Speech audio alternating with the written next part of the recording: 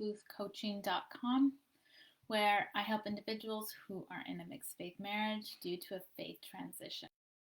Talk about what to do if been neglected. I would say not infrequently in our culture. There's so much emphasis on strengthening the family, and that's very valuable and wonderful. Sometimes that comes at the expense of the marriage. So for busy strengthening our family that we sometimes forgot or overlooked or neglected strengthening the marriage. The two do not always time.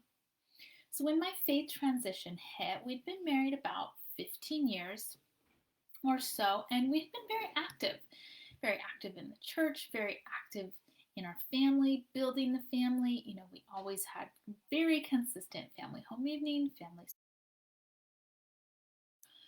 vacations, trips, activities, very consistent. We did it all, and we did it very. Hadn't been so diligent building our marriage. If you looked at how we spent our time and our money, two really important factors when looking at the priorities in your life, the marriage itself wasn't in the top echelon at all. It kind of fell somewhere around the. And so maybe you're super busy, focused on school or kids, career, church callings, whatever, and haven't married. This was 100% true for me and my spouse. And I have clients, and the same thing is going on. What sometimes happens is we sort of fall into patterns of relying on roles. You make the money, I'll take care of the house, and all of these things, and we forget to sort of take stock and see if this is really working, if this is really, if the marriage is really being. And so what I want to talk about here is when you decide, yes, I want to start focusing on my marriage, I want to start nurturing it. It has been neglected to a certain degree, and I want to. Things can come up, and that's what I want to sort of give you some heads up on and some clues about. So sometimes what happens is, like, this is a pattern of behavior, and it's always somewhat challenging to change. The pattern of neglecting your marriage and prioritizing other things is just that. It's a pattern.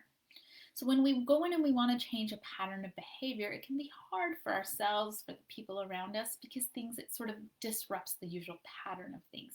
Even if that usual pattern isn't necessarily helpful, it still can be very uncomfortable.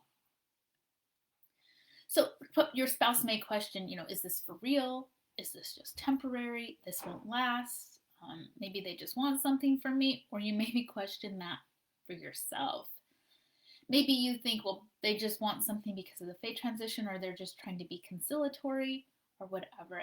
This isn't going to make. I give you three tips to help deal with this.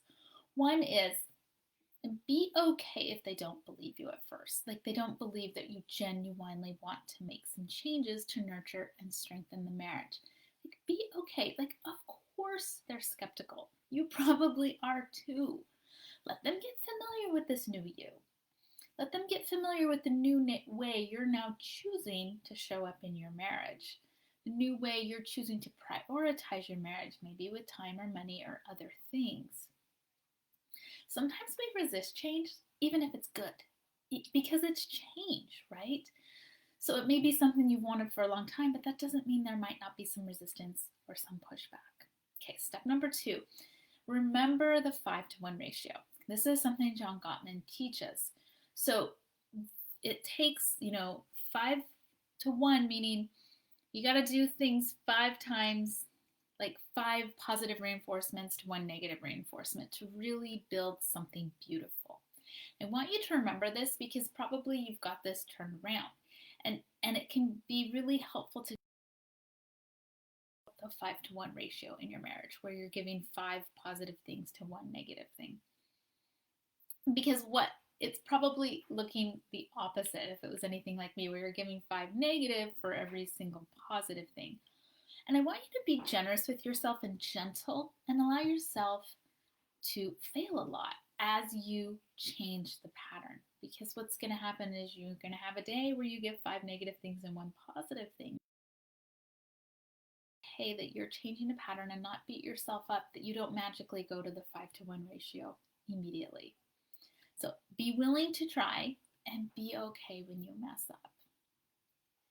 Because you're just going to fail a lot as you develop the patterns of creating that 5-to-1 ratio where you are able to, do 5 nurturing things instead of 1 thing that maybe isn't so helpful.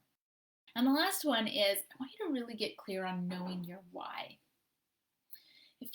If like all of us, if we don't remind ourselves of what our why, the reason why we want this marriage and we want to a lot, we forget. It's just that simple. We forget.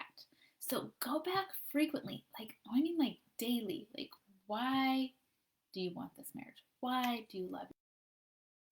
Why do you want to nurture it? Why do you want to prioritize it? You've got to really remind yourself to sort of keep the fuel going because it's not easy. It's not easy changing pattern. It's not easy creating this 5-to-1 ratio. Like, none of these things are going to come naturally, comfortably, or normally. So remind yourself, why are you committed? Why do you decide to keep showing up in this way? So this is a process, right? It's not going to happen overnight. It's not even going to happen in a week. It's going to take some time, and you might even need some help. Someone to help you see where you might be falling into old patterns or forgetting your reason why or any number of other things. That's where a coach can really be helpful, can really help you see your blind spots. Such a powerful thing. We go through life with blinders on sometimes, and it can be really helpful for somebody to just nudge.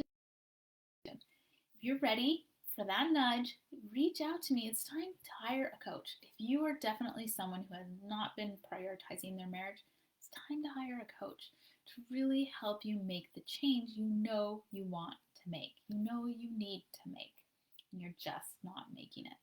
Reach out to me. You can private message me here. Always go to my website, brookeboothcoaching.com, and let's set up a time for a free call. It's free because I want you to get to know me, get to know what's being offered here without any obligation. Let's find out what's going on in your mixed faith marriage. Let's find out how you're dealing with the changes, what you want to create, what your efforts are, what's working, what's not working. Let's dive into all of that. See what's going on.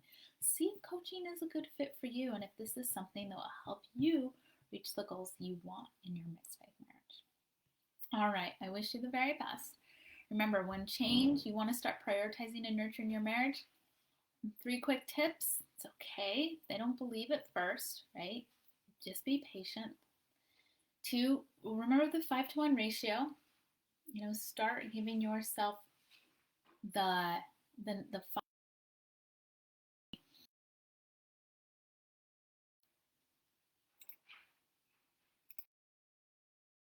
Hey, you guys read.